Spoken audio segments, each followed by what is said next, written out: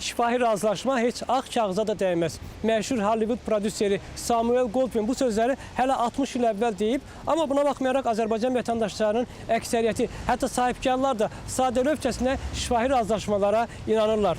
Doğrudur, insana inanmaq yaxşı hissi, amma yoldaşlar biz artıq bazar iqtisadiyyatında yaşayırıq. Deməli, hər şeyi yazılı müqavilələr həll edir.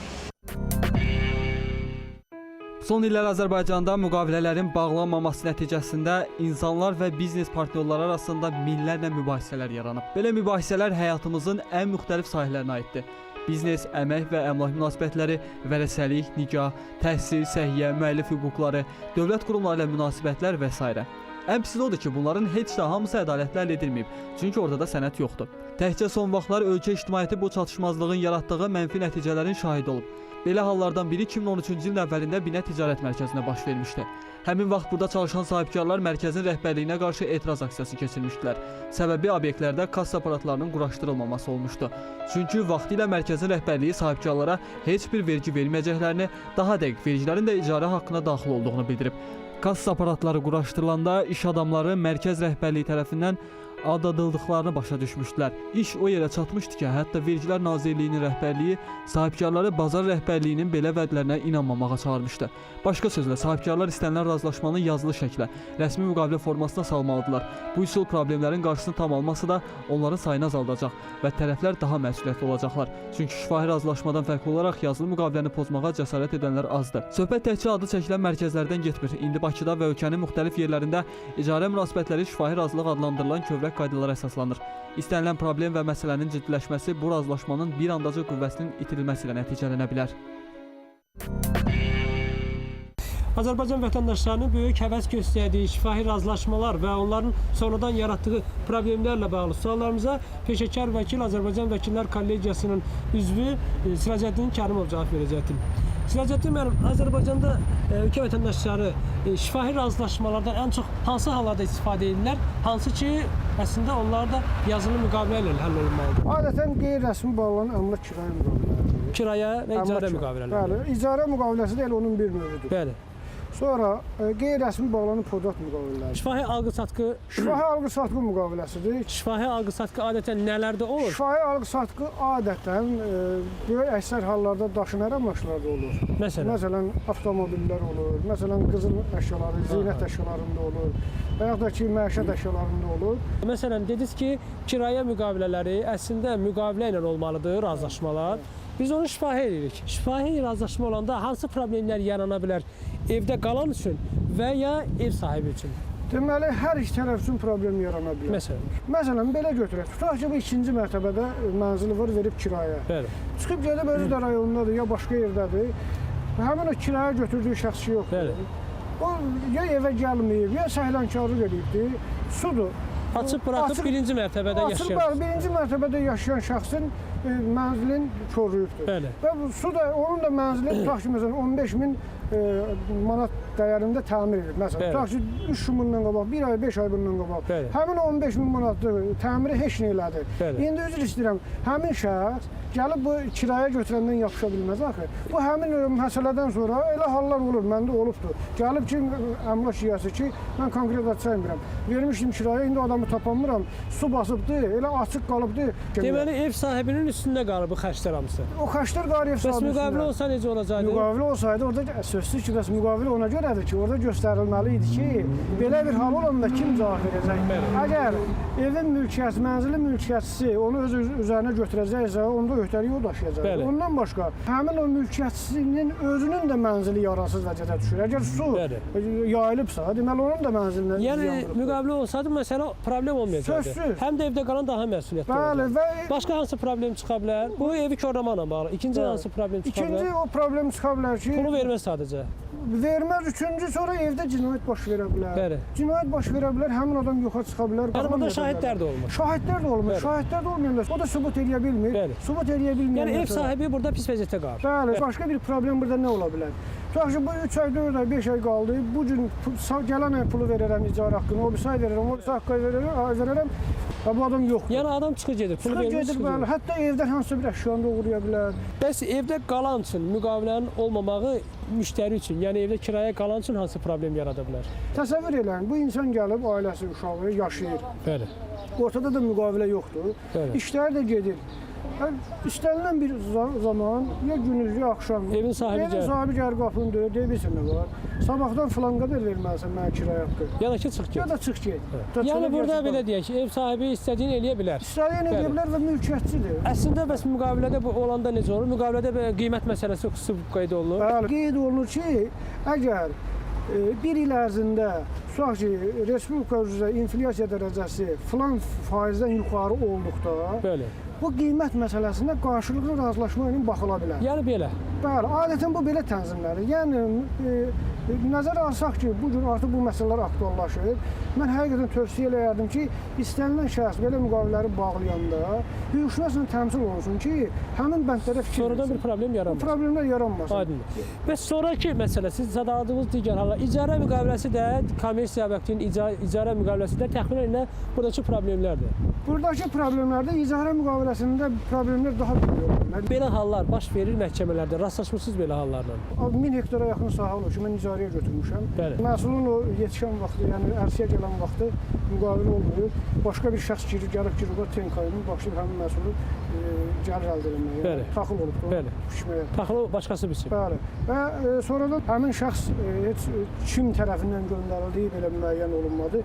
Və Çünki ortaqda heç bir müqavilə yox. ortalıqda yoxdur və əslində bəli, elə məhkəmə mübahisəsi də heç qaldırılmadı orada. Çünki perspektiv yox idi. Yox, siz dediniz ki, podrat müqaviləsi, hansı ki, tutaq ki, kimsə fərdi ev tikdirmək istəyir, yaxud da elə evin təmir elətdirmək istəyir. Bəli. Məsələn, siz belə başa düşün, məsləhət görürsünüz ki, həm evi təmir elətdirənlər, həm də ev tikdirmək istəyənlər bununla bağlı müqavilələrlə iş görsünlər. Mütləq. Nəyə görə?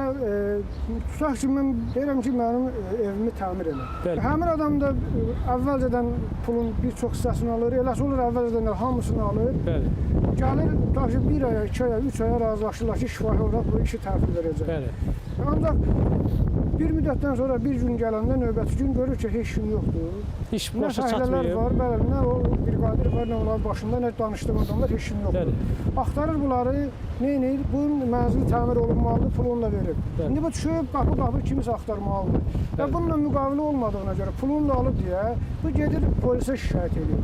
Polis də nə etməlidir? Dələduzluq faktı varsa cinayət iş açmalıdır. Dələduzluq faktını da müəyyən eləmək üçün şahid ifadələri olmalıdır. Bəli. Burada da şahidlər kimdir? Özləri. Ustanın ustalardır da, bu həmin adamın ustalarıdır. Bəli. Təbii ki, bu ustalar da maraqlı olaraq bir çox hallarda Heç kəs şahidlik eləməyəcək. onun xeyrinə şahidlik edir. Yəni burada da müqavilə bağlamaq lazımdır. Sözsüz Bax, tutaq ki, kimsə evini təmin etdirmək üçün, yaxud da ev tikmək üçün müqavilə bağlayır.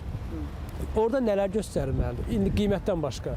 hansı müddətdə tikilməlidir? Hansı və ya da qiymətə tikiləcəkdir? Təmir olunmalı hansı müddətə? Bəli.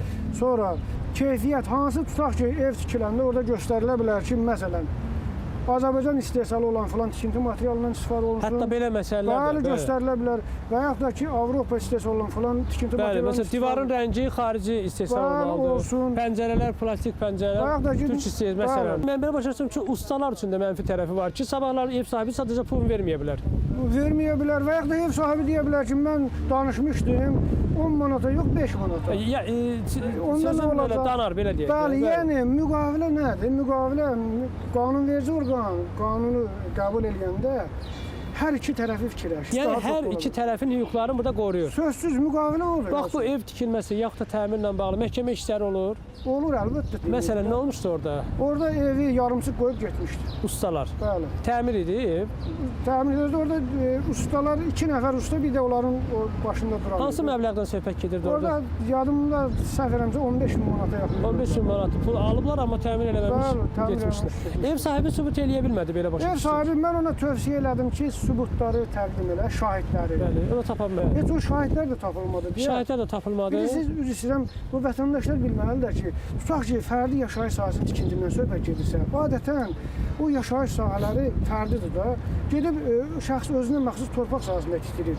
Tutaq ki, mənzil olsa, bina olsa, çox yaşayış Bunun yanında mənzili. adamlar yaşayır. Qonşular var, blokda Görürlər, və bəli. giriş görürlər. Fərdi tikintidə isə adam kənar Adam adama yoxdur, ümumiyyətlə yox. kənar adam yoxdur. Belə bəli. başa düşürəm ki, fərdi tikinti bu ümumiyyətlə çox vacibdir. Çox vacib məsələdir. Çünki orada artıq sübut eləmək olmur. Burada yenə də 5 nəfərdən biri ikisi görəndə gedir şahidlik eləyir. Ancaq burada heç o da yoxdur, heç Aynen. görmür. Ona görə böyük problem olur. Başa düşdüm. Digər bir hal kimi siz dediniz ki, alqı-satqı müqavilələrin şifahi bunlar həyata keçirir. Qızıldır, zərgəli məmulatlardır, avtomobildir, məsələn, məişət əşyalardır. Bəli, bəli. Bunlar necə ola bilər ki, müqavilə ilə yazsınlar? Deməli, qanunda nisiyə alqı-satqı müqaviləsi deyilən bir şey var. Nisiyə alqı-satqı müqaviləsi odur ki, alqı-satqı müqavilə baş tutur.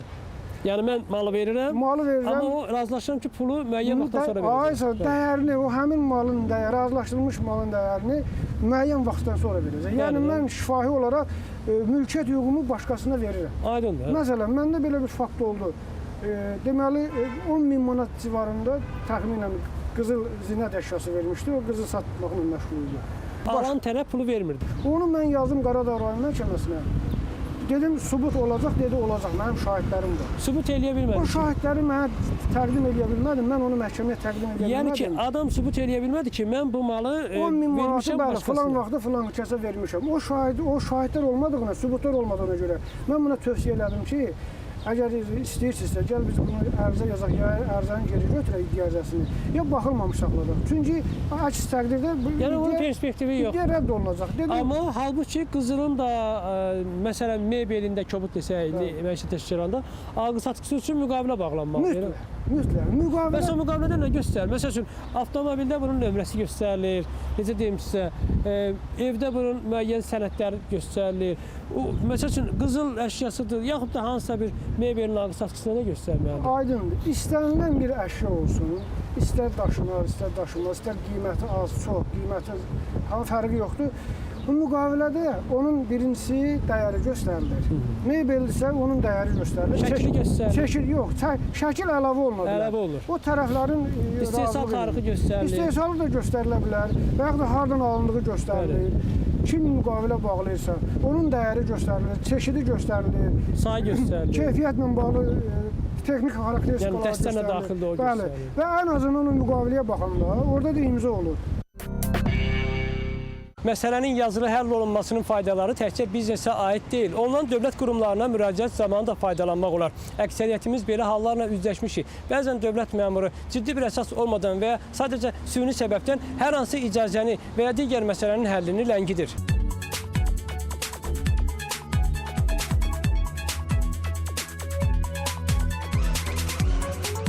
Amma vətəndaşlar bir qədər diqqətli olub tələb etsələr ki, cavab yazılı şəkildə verilsin, onda vəziyyət dəyişəcək. Qarşı tərəf əgər haqlı deyilsə, səhv cavabı yazılı şəkildə verməyə çəkinəcək. Çünki bilir ki, əks təqdirdə onu məhkəmə mübahisəsi gözləyir. Belə iqtisadi prosesləri və qanunvericiliyi izləməkdə davam edirik. Sizinlə bir də bir həftədən sonra görüşəcəyik. Salamat qalın.